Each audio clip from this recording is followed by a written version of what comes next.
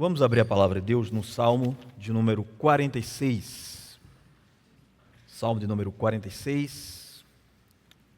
Meu tema esta manhã é firmes em meio ao caos. Diz assim a palavra do Senhor.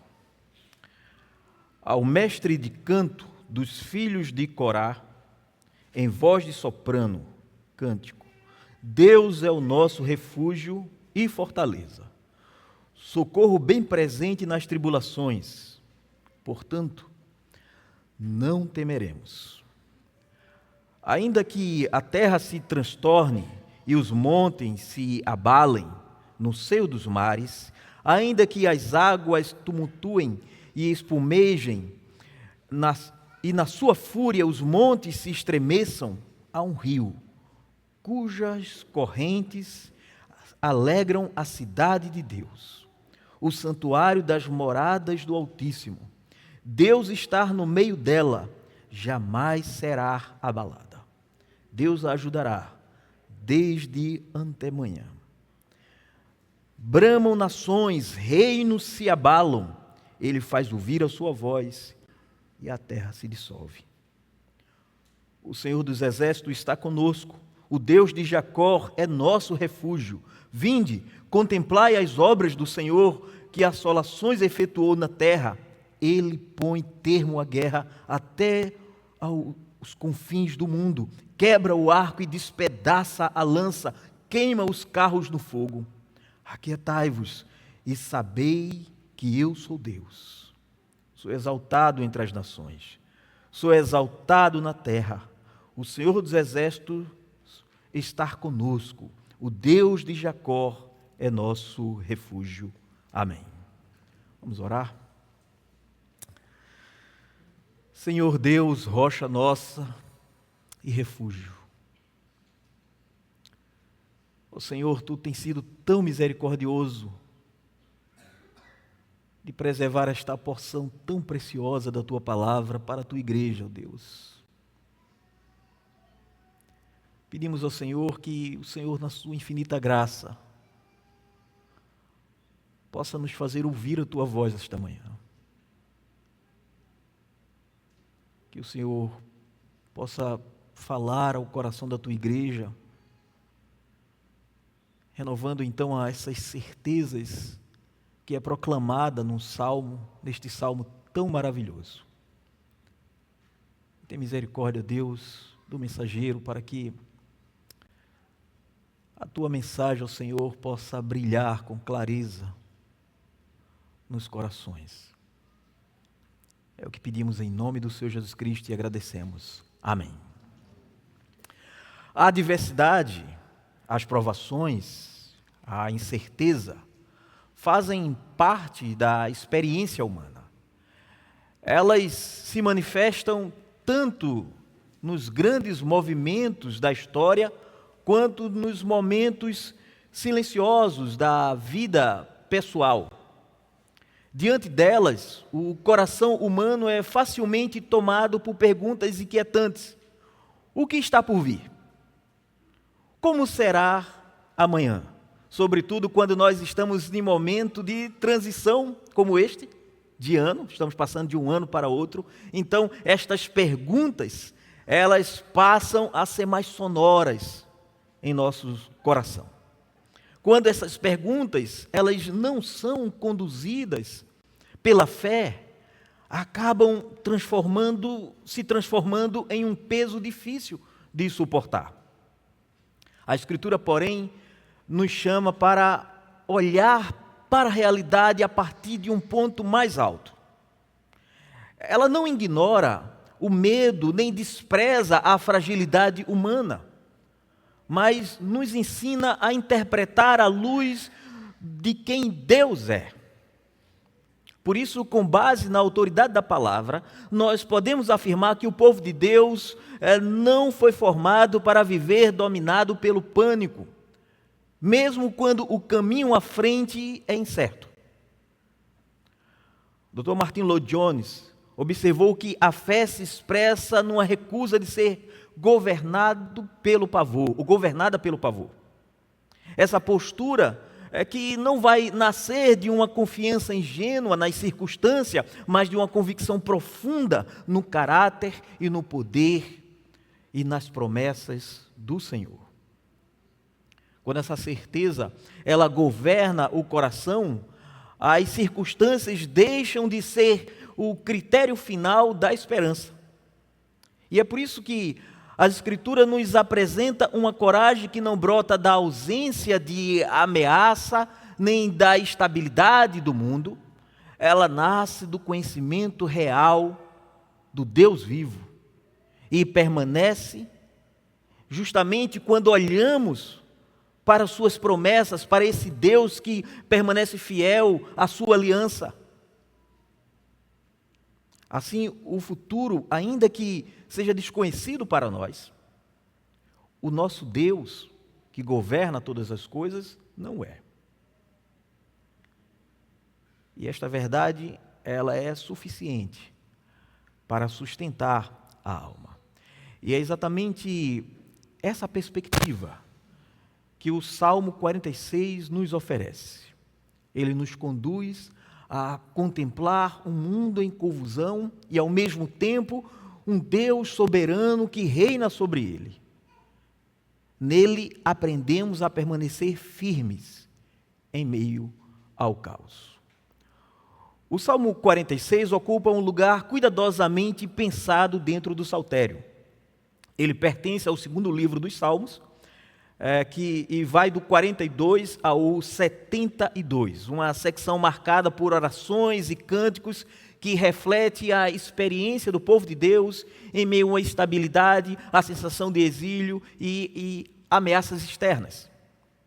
Dentro, então, deste conjunto, o Salmo 46 entrega um grupo específico. Os Salmos 45 a 48, nós temos aqui um conjunto que proclama a realeza do Senhor sobre o seu povo e também sobre as nações. Esse agrupamento, então, ele não é acidental. O Salmo 45 e 48 a 47 exalta o rei, destacando o seu trono, o seu governo, a sua autoridade soberana.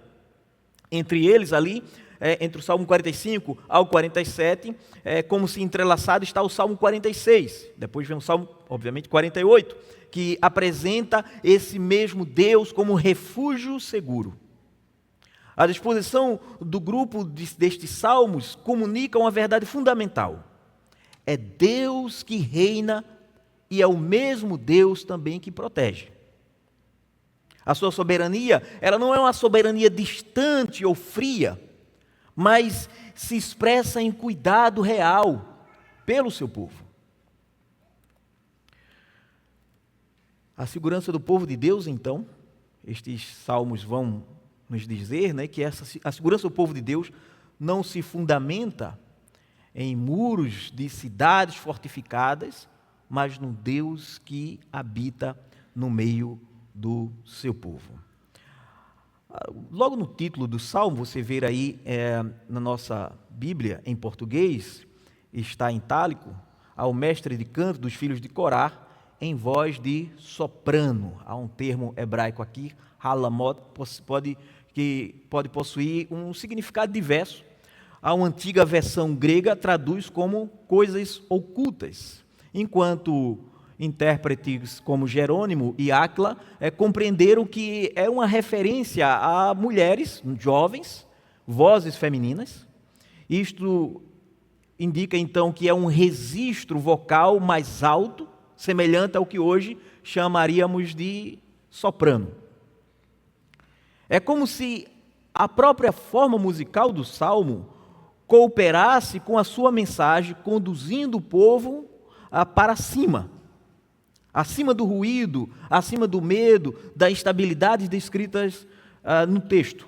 Em síntese, o Salmo 46 nos apresenta um Deus que reina sobre a criação, sobre as nações, sobre a história e, ao mesmo tempo, habita no meio do seu povo como um refúgio seguro. Trata-se, então, de um cântico entoado em tempos de crise, uma confissão de fé proclamada diante do caos. E é por isso que eu escolhi o tema Firmes em Meio ao caos, que expressa, no meu entender, adequadamente o horizonte a partir do qual o Salmo nos convida a enxergar a realidade. E a estrutura do Salmo ela é bem simples, é organizada em 3 movimentos. Então nós vamos acompanhar estes movimentos. Em primeiro lugar, nós vamos para a primeira divisão do Salmo aí, do versículo 1 ao versículo 3. Firmes nos caos das circunstâncias, porque Deus é refúgio. Para ficar mais curto, firmes no caos das circunstâncias. O Salmo 46 abre com uma confissão que governa todo o restante do Salmo. Deus é o nosso refúgio e fortaleza, socorro bem presente nas tribulações. A frase ela é bem curta, densa e deliberadamente colocada antes de qualquer descrição do caos que o salmista vai fazer. Antes de dizer o que está acontecendo no mundo, o salmista afirma que Deus é socorro bem presente, é refúgio e fortaleza e socorro bem presente para o seu povo. Em outras palavras, antes de qualquer coisa, o salmista inicia afirmando quem Deus é para o seu povo. A realidade, então, ela não pode ser interpretada a partir da crise. A realidade, ela deve então ser interpretada a partir do próprio Deus. É para isso que este salmo nos convida logo de início. A linguagem, então, é cuidadosamente escolhida. O termo traduzido aqui por refúgio, o termo hebraico traduzido por refúgio, carrega a ideia de abrigo seguro diante da ameaça ou de ameaça real. Trata-se de qualquer cobertura que alguém buscaria numa tempestade, em meio a uma guerra, então está buscando um refúgio, um abrigo. E nós vamos encontrar, por exemplo, no texto de Isaías, capítulo 4, versículo 6, também no capítulo 25, versículo 4, o termo ele vai descrever então uma proteção concreta contra forças hostis da natureza e também contra ataques do inimigo. Ao aplicar então esta palavra a Deus, o salmista utiliza uma figura poderosa. Deus então, aqui, é comparado a esse abrigo físico. Para o crente, diz o salmista, Deus é aquele que provê proteção quando as circunstâncias se tornam caóticas, quando a vida nos desorienta, nos deixa perplexos, confusos. Em momentos de crise, o coração humano é inclinado então a buscar refúgios alternativos. As pessoas se abrigam em soluções humanas, em estratégias de controle, em discursos de autoajuda, em segurança financeira, em ideologias, em um amor humano, em relações humanas, ou mesmo no ativismo religioso, vazio. Há sempre sugestões de toda a sorte. O salmista, porém, é enfático. Para o crente, Deus é o refúgio. Não um entre muitos, mas o refúgio. Fora dele, todo abrigo é estável. Cedo ou tarde desmorona. Enquanto refúgio, então, vai nos apontar para um lugar seguro onde nós nos abrigamos, o salmista então prossegue dizendo que Deus também é fortaleza, invocando então a solidez, a resistência e a capacidade de suportar um ataque sem ceder. Ele não está dizendo a mesma coisa. No mundo antigo, fortaleza era essencial. O inimigo então avançava sem aviso. Israel sabia muito bem disso, porque eles não sabiam que, ora, uma horda de amonitas iriam surgir no deserto, ou quando o exército viria do sul.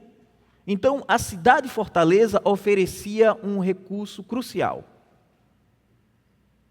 E oferecia, então, recursos internos para resistir. A ideia aqui, a figura é de pessoas buscando abrigo, e se abriga justamente nesta fortaleza, e ali vai encontrar tudo o que precisa para resistir aos inimigos. Então, a ideia do salmista é esta: Deus, ele é o socorro bem presente, na verdade, ele é refúgio e fortaleza. Então, ali na fortaleza, bem abrigado, eles vão encontrar todos os recursos necessários para resistir aos inimigos. E, obviamente, aqui fortaleza não pode ser entendido como uma força psicológica, mas como uma provisão espiritual objetiva. Deus não apenas é o lugar para onde o seu povo corre, Ele também é aquele que equipa o seu povo para que este povo permaneça em pé, ou permaneça de pé. À luz da revelação posterior, essa dupla imagem, abrigo e sustentação, encontram uma expressão mais plena na vida da igreja. O povo de Deus encontra essa fortaleza na palavra que instrui, nas ordenanças que o sustenta e na comunhão dos santos que o fortalece. Esses são os meios pelos quais o Senhor equipa a sua igreja para enfrentar os adversários, resistir às investidas deste mundo, da carne, do diabo e permanecer fiel em meio ao cerco. Mas o salmista ele vai mais além. Ele diz que Deus é socorro bem presente. Ele usa uma expressão hebraica aqui que indica que ele é encontrado abundantemente, achado de modo pleno. E isso é comprovado pela experiência do seu povo. Não se trata de um auxílio ocasional, nem uma ajuda incerta, que talvez esta ajuda apareça ou não, ou então é mais uma alternativa. Não se trata disso. Deus é acessível para o seu povo, é disponível para o seu povo, já se mostrou repetidas vezes, como ele já se mostrou repetidas vezes como um socorro real em tempos de aperto.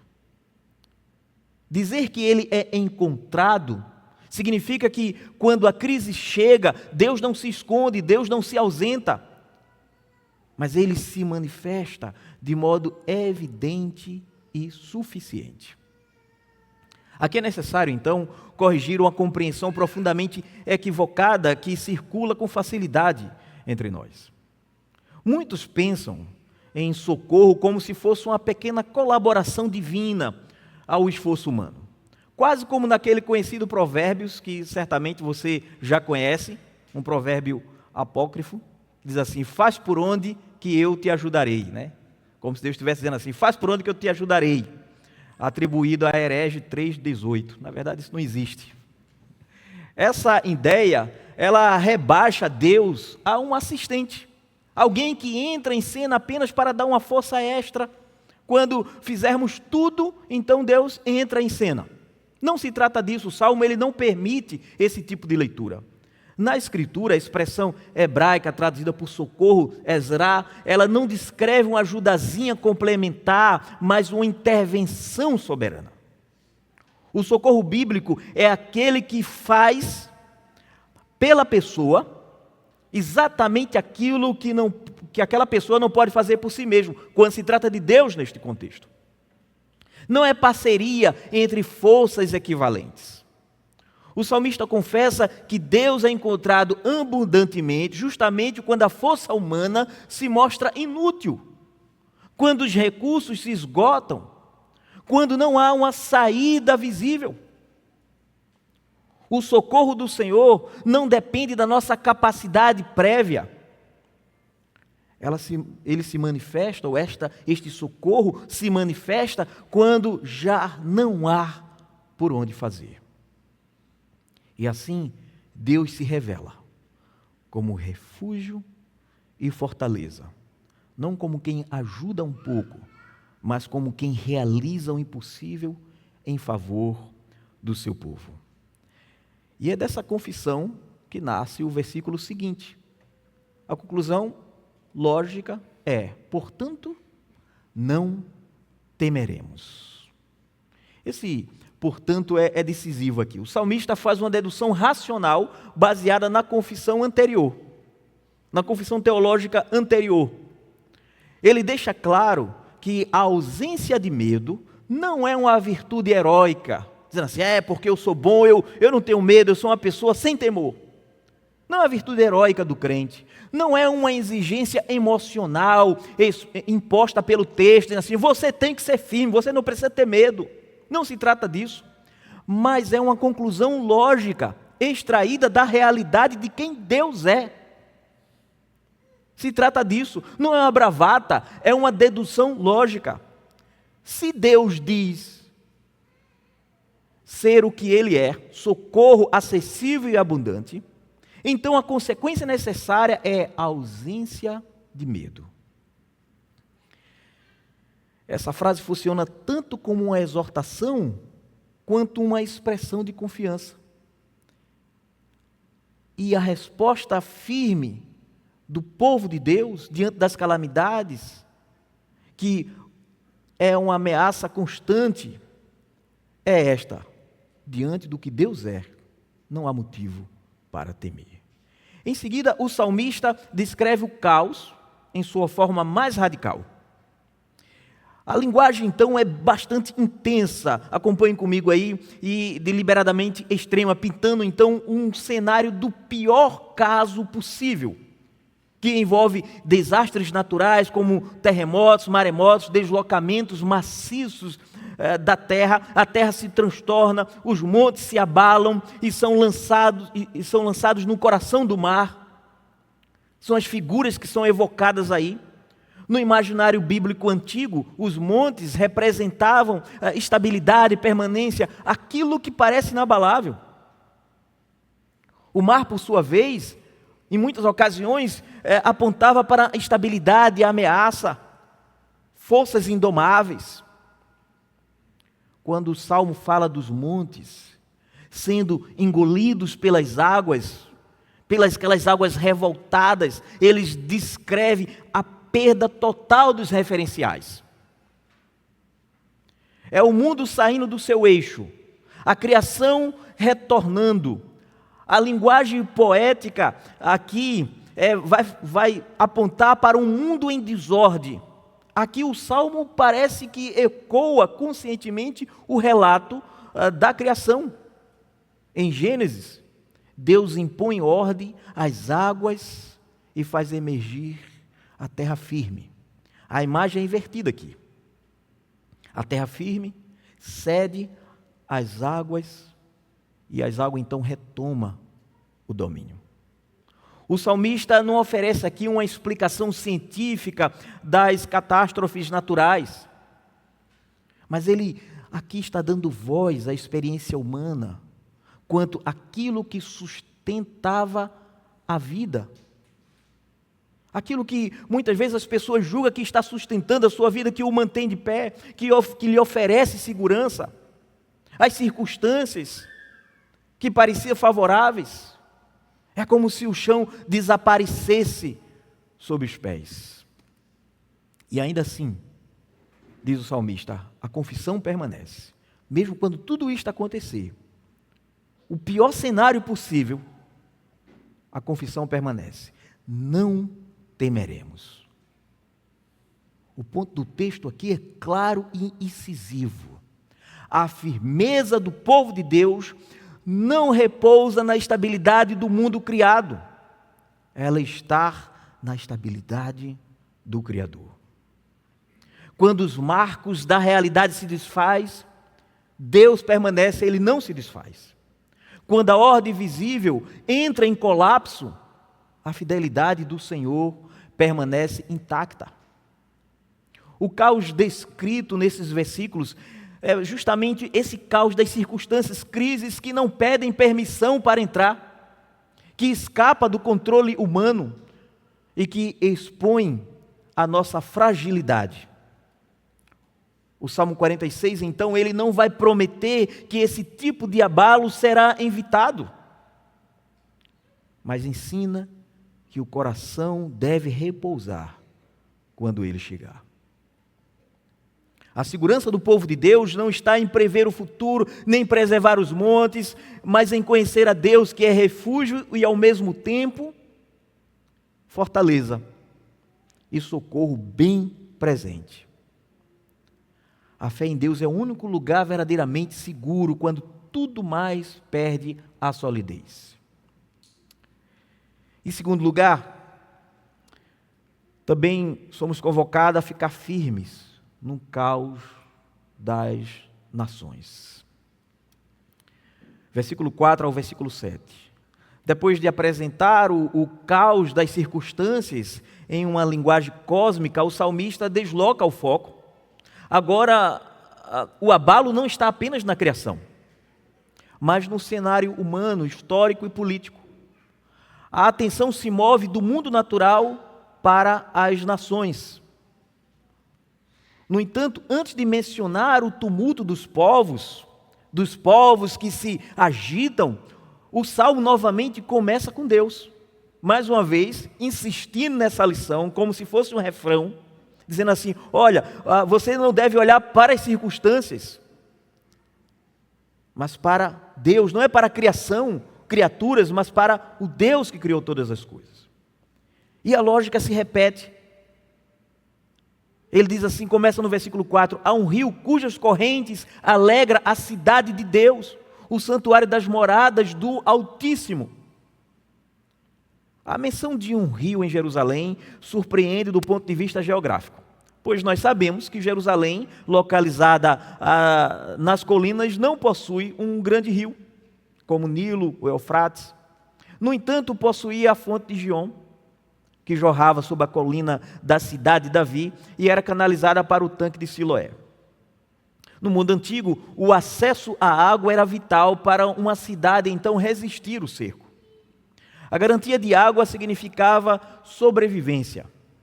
Para o salmista, esse rio representa uma provisão graciosa e a proteção que o povo fiel recebe e que produz alegria. O rio não é apenas água física, mas ele usa uma metáfora. Devemos nos lembrar que estamos lidando aqui com poesia. É uma metáfora para a presença e a provisão de Deus.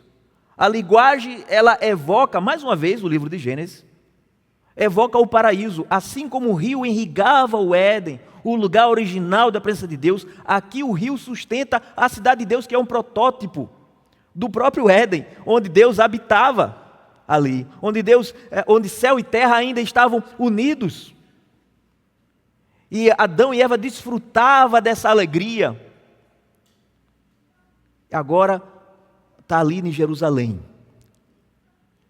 Essa linguagem então evoca justamente isso. Essa imagem vai reaparecer nas profecias de Ezequiel, capítulo 47, também Isaías, capítulo 14, que fala de um rio fluindo do templo nos últimos dias, trazendo vida. Todos esses textos apontam para a provisão de segurança e vida que emana da presença do Senhor. Quando o salmista então afirma que o rio alegra a cidade, ele utiliza aqui uma metonímia para se referir ao povo da cidade. A alegria nasce da certeza de que mesmo sitiados, a fonte de vida que está no meio deles não secará. Qual era o grande perigo de uma cidade ser sitiada? É que acabasse todos os recursos. O que o salmista está dizendo é, mesmo que o povo de Deus esteja sitiado, ainda assim há recursos necessários, porque flui do próprio Deus. Essa é a ideia aqui. Rio, portanto, simboliza essa provisão graciosa e contínua de Deus, que flui de maneira mansa, constante, em contraste direto com as águas violentas e rugidoras do mar descritas nos versículos anteriores. O versículo 4, então, ensina que a presença de Deus é como um rio subterrâneo e permanente. Silencioso diante dos barulhos das nações, mas vital, capaz de sustentar o seu povo e permitir que ele resista a qualquer cerco. O versículo seguinte aprofunda essa segurança. Deus está no meio dela, jamais será abalada. Deus a ajudará desde o romper da manhã. Eu gosto mais dessa expressão, romper da manhã. É uma tradução possível. Na verdade é a mesma coisa, né? Do até manhã. Mas eu acho mais bonito. Desde o romper da manhã. Aqui há um jogo de palavra intencional. O texto hebraico usa aqui, né? O salmista usando o texto hebraico, ele vai usar aqui um jogo de palavras interessante. Abalar, escorregar, vacilar. O mundo se abala no verso 2. As montanhas se abalaram. Então, usa a palavra mote, como se fosse um refrão aqui. Os reinos se abalam. No versículo 5, afirma que a cidade de Deus não se abalará. Baal Haimot, ou seja, não se abala. Tudo vai se abalar, tudo se rompe, tudo se desfaz. Mas a cidade de Deus não se abala. Enquanto a natureza entra em colapso, as estruturas políticas caem, a única coisa que permanece imóvel no universo é o lugar onde Deus reside. A cidade não será movida. Não é porque a cidade é forte em si mesma, mas porque Deus está no meio dela. A estabilidade da cidade, ela é derivada do próprio Deus. Não repousa em muros, em estratégias, em alianças, mas na presença do Senhor que habita no meio dela. O texto diz, é Deus que ajudará. Esse termo implica que Deus fará pelo seu povo aquilo que ele nunca jamais poderia fazer. E diante de uma guerra aterrorizante, que é o contexto dessa estrofe, a ajuda vem com uma intervenção divina salvadora. E por que irá o romper da manhã? Porque muitas vezes na Bíblia, não é sempre, mas muitas vezes na Bíblia, o amanhecer é o momento em que a luz vence as trevas, a ordem vence o caos. Esta imagem, mais uma vez, o salmista remonta à criação, faz eco aqui a Gênesis, quando a luz de Deus superou a escuridão primordial. Mas este amanhecer também está conectado à própria história de salvação de Israel. Foi ao amanhecer que o Mar Vermelho se fechou sobre os egípcios, trazendo o livramento. Está registrado lá no livro de Êxodo, capítulo 14, versículo 27. E historicamente, se pensarmos no contexto de guerra deste salmo, foi ao amanhecer que o exército assírio de Senaqueribe foi encontrado destruído pelo anjo do Senhor. Senaqueribe. Ele foi encontrado, então, destruído pelo anjo do Senhor, o exército desse grande rei. Portanto, a lição aqui é muito clara. Quando a nação se encontra em grande perigo, quando se encontra na escuridão da mais densa noite, a intervenção divina chega justamente na virada do dia. Nós podemos transformar isso para o aspecto pessoal também. Ou o aspecto coletivo do próprio povo de Deus ao longo de toda a sua história. O socorro aqui significa que Deus faz exatamente pelo seu povo, de forma silenciosa, ao romper da manhã, como Ele fez várias vezes ao romper da manhã, aquilo que nós jamais poderíamos fazer. Em contraste direto com essa estabilidade, o texto descreve então o cenário das nações.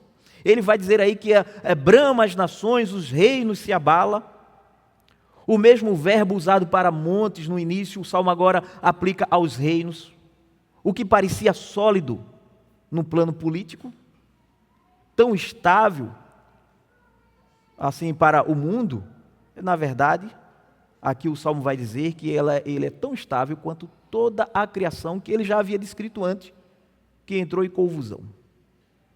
Os impérios se levantam, mas caem. As alianças se desfazem. Os poderes colapsam. O mundo das nações é ruidoso, agitado, marcados por insegurança permanente. Então vem a ação decisiva. Eles levantam a sua voz, e na verdade, Deus levanta a sua voz e a terra se dissolve. Está aí no versículo 6. O que nós temos aqui é um contraste com esse ruído todo. Não há um confronto prolongado, não há nem sequer uma descrição de batalha. Uma única palavra de Deus é suficiente para desfazer aquilo que parecia ameaçador. As nações fazem barulho, Deus fala. O ruído humano nunca tem a última palavra. A história não é governada pelo clamor das nações, mas pela voz do Senhor. E isso nos leva finalmente ao grande refrão do versículo 7, onde a nossa segurança é selada com 2 títulos divinos. Primeiro, ele é o Senhor dos Exércitos, isso significa que ele tem à sua disposição todas as forças celestiais e terrestres, ele é o comandante supremo, é a promessa de que este comandante está sempre conosco, o Deus poderoso, que não está distante, está presente, ele é o Senhor dos Exércitos. Segundo, e talvez mais consolador para todos nós, é que ele é o Deus de Jacó. Mas o que é que isso tem a ver conosco? Obviamente, ele está se referindo ao Deus da aliança. Esta aliança que nós estamos dentro dela, por causa do nosso Redentor, o nosso Cristo, o nosso Senhor. Mas por que Jacó e não Abraão ou Israel? Bom, um comentarista norte-americano, Alan Ross, ele sugere que o nome Jacó evoca a graça de Deus para com aquele patriarca que foi necessitado e por vezes desobediente. Isso nos assegura que a proteção de Deus, diz ele, baseia-se na aliança da graça e não em nosso mérito. É para esse Deus, diz o texto, que corremos como nosso refúgio.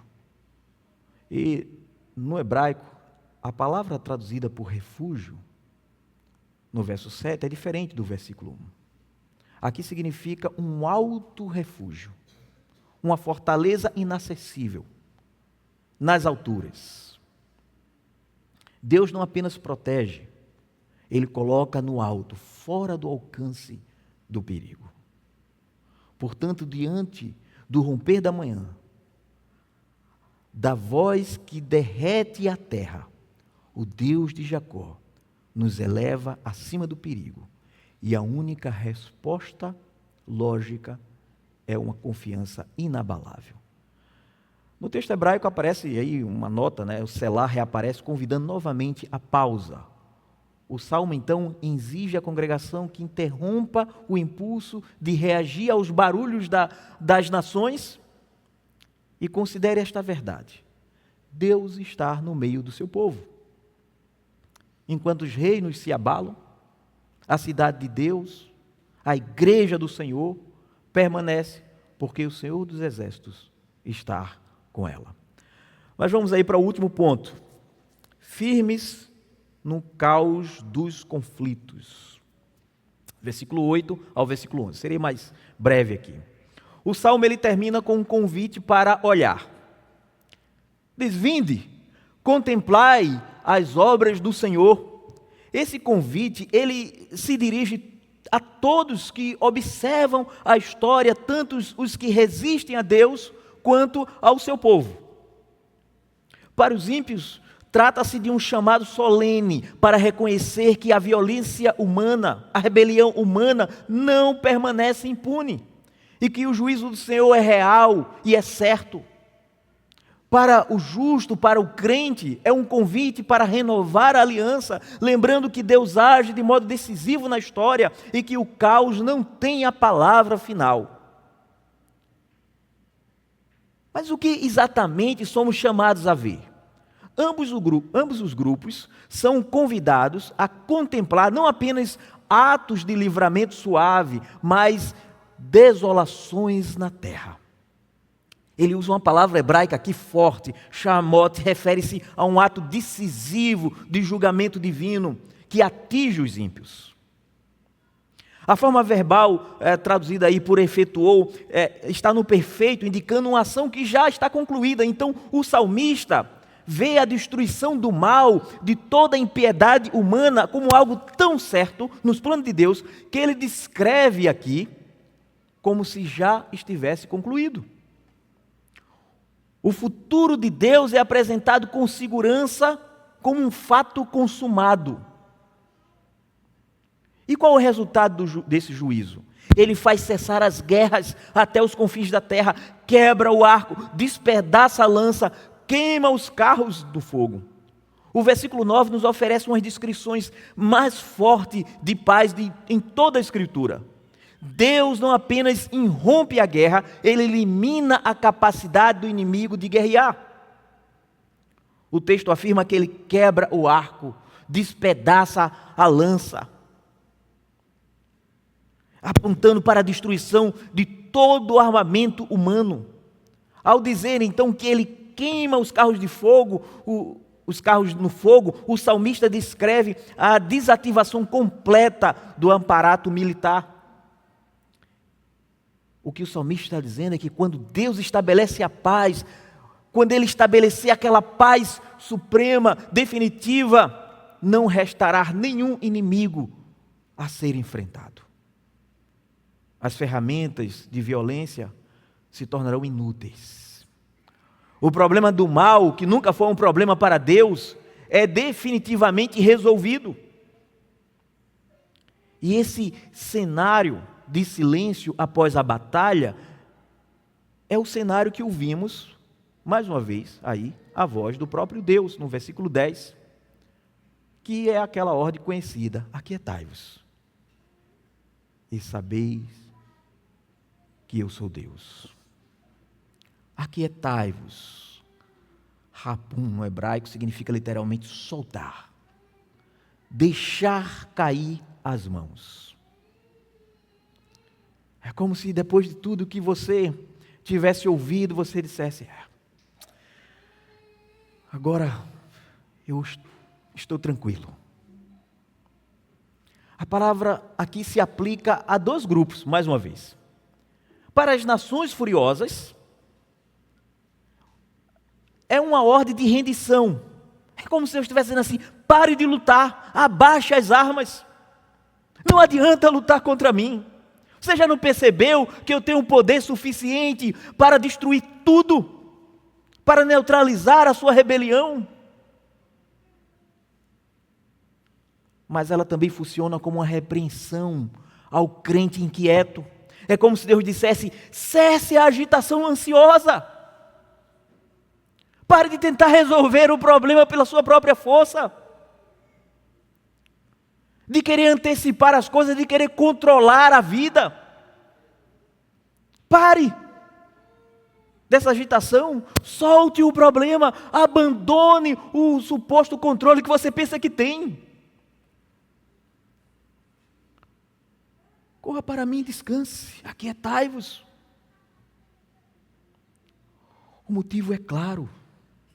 O objetivo final da história não é o triunfo do caos, mas é a exaltação de Deus. Ele diz assim: eu serei glorificado, eu serei exaltado entre as nações.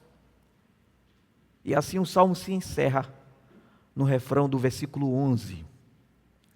Diante da certeza de que Deus vencerá todas as guerras e será exaltado sobre a terra, o povo de Deus pode repetir com confiança firme: o Senhor dos exércitos está conosco. Que coisa maravilhosa! O Senhor dos exércitos está conosco. Este Deus que tem todos os recursos celestiais e terrestres à sua disposição. O Deus da aliança, o Deus de Jacó, o Deus que está no alto e sublime trono, o Deus Altíssimo, está com o seu povo. Como povo do Senhor, nós não precisamos temer nem ao presente, nem ao futuro.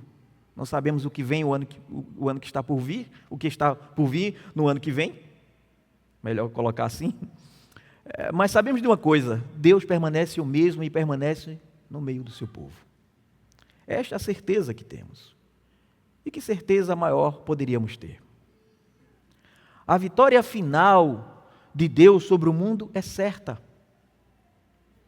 E a sua presença conosco está garantida. Meus irmãos e irmãs, já estou me encaminhando para o final. O Salmo 46 tem fortalecido o povo de Deus em tempo de angústia, em tempo de perigo, de perseguição, ao longo de toda a história da igreja.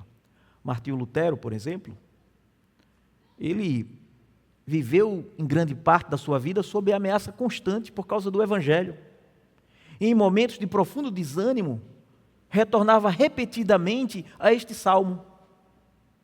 O seu amigo e cooperador, Filipe Melanchthon, ele recorda que em circunstâncias particularmente sombrias, Lutero costumava dizer: venha, Felipe, vamos cantar o Salmo 46.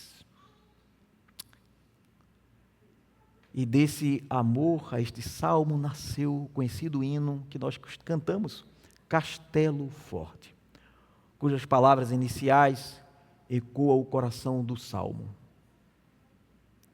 No original, trazido literalmente, para o português, do alemão para o português, é assim: Castelo Forte é o nosso Deus. Nele há espada, há escudo. O próprio Lutero comentou que cantava este salmo para louvor a Deus, porque o Senhor estava com eles, com todo o seu povo, e preservava o seu povo de modo poderoso e milagroso. Preservava a sua igreja pela sua palavra contra os ataques dos fanáticos, dos ímpios, contra as portas do inferno, dizia Lutero, contra o ódio do diabo, contra todos os ataques do mundo, da carne e do pecado. Agora, o que torna este salmo ainda mais maravilhoso é que a ideia do Deus presente, do Deus em meio ao seu povo, no meio do seu povo, o Deus conosco, expressa justamente a profecia, ou melhor, ecoa a profecia de Isaías, capítulo 7, e o capítulo 8, onde o profeta anuncia o Emanuel, o Deus conosco, como um sinal da presença salvadora de Deus em meio ao perigo. Essa promessa encontra o seu cumprimento pleno nas páginas do Novo Testamento, quando o próprio Senhor veio a este mundo para habitar entre nós na pessoa do seu Filho, cheio de graça e verdade. O Deus deste salmo, o Deus que está no meio do seu povo, o Deus conosco, o Deus que é refúgio e fortaleza, entra definitivamente na história, assumindo a nossa carne. A segurança celebrada no Salmo 46 encontra eco direto nas palavras finais do Cristo ressurreto, quando ele assegura ao seu povo: eis que estou convosco todos os dias, até a consumação dos séculos. A promessa do versículo 5, Deus ajudará ao romper da manhã, aponta para o livramento mais poderoso de todos, aquele que ocorreu na manhã em que Jesus ressuscitou dentre os mortos, na manhã de domingo. Assim como Deus socorreu ao amanhecer no contexto histórico da crise enfrentada nos dias de Ezequiel, socorreu o seu povo, também foi ao romper da manhã, no primeiro dia da semana, que Deus agiu de forma definitiva. Pela ressurreição de Cristo, ele destruiu os grandes inimigos do seu povo, a morte, o diabo, e trouxe salvação eterna àqueles que lhe pertencem. Cristo também é o verdadeiro rio cujas correntes alegra a cidade de Deus, que é a igreja. Ele é o rio da vida, que flui da presença de Deus, sustentando o seu povo em meio ao cerco deste mundo. De modo que a nossa alegria não depende das circunstâncias, não depende de uma animação externa, depende de sabermos que Cristo está em nosso meio, nos alimentando, nos fortalecendo diariamente. Por fim, o Salmo nos conduz a contemplar a Cristo como Rei, guerreiro e príncipe da paz. Dos versículos 8 a 9, vai descrevendo Deus pondo fim às guerras e destruindo as armas, quebrando o arco e despedaçando a lança. E essa ação se conecta à esperança messiânica, expressa, por exemplo, no Salmo 2, onde o ungido de Deus subjuga a rebelião das nações, onde há aquela figura tão bonita e tão paradoxal, de um rei poderoso vindo para destruir os seus inimigos, para quebrar os inimigos E a única maneira de fugir deste rei é correndo justamente para se esconder nele.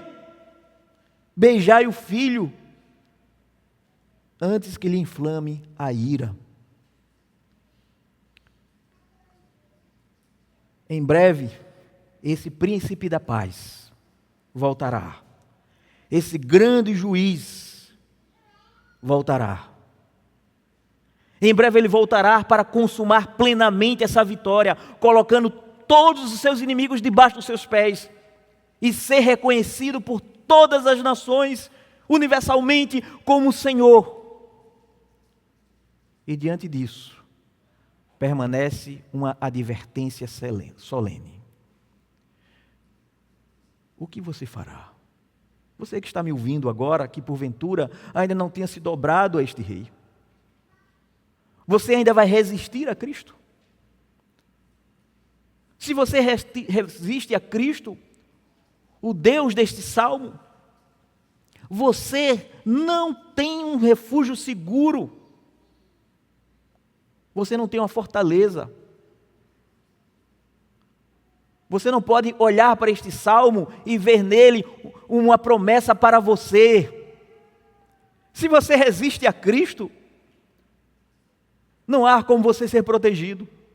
Fora de Cristo, confiando apenas nos seus próprios esforços, nos seus próprios méritos, ou uma suposta bondade que você tem. Não há abrigo verdadeiro diante desse juízo anunciado. Se você morresse agora e chegasse nos céus, você não teria como permanecer lá.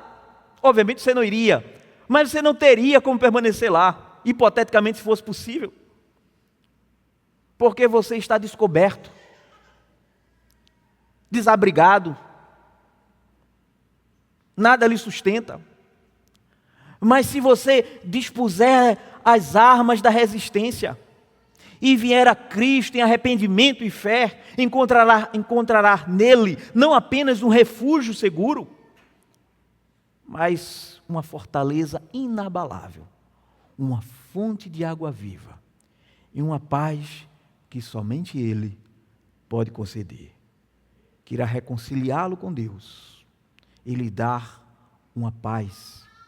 Depois dessa paz de reconciliação, uma paz que excede todo entendimento. Que Deus o abençoe.